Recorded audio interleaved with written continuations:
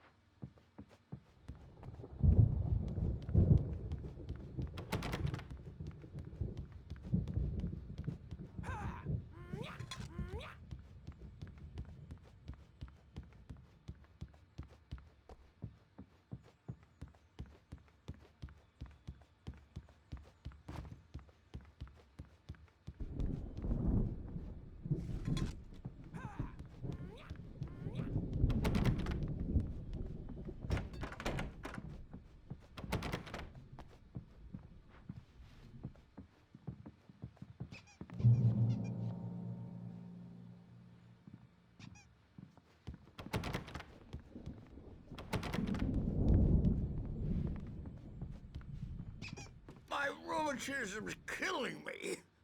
There's a storm coming. Oh, what a storm. I hope it wipes this place off the face of the earth. And these two are the Anderson brothers, Odin and Thor. They had how should I put this? A heavy metal band in the 70s and 80s called Old Gods of Asgard. They even adopted new first names to complete the image of Viking gods. After the band broke up, they lived on a farm nearby.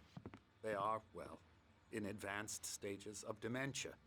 They're well cared for, TLC and all that. There's nothing more that can be done.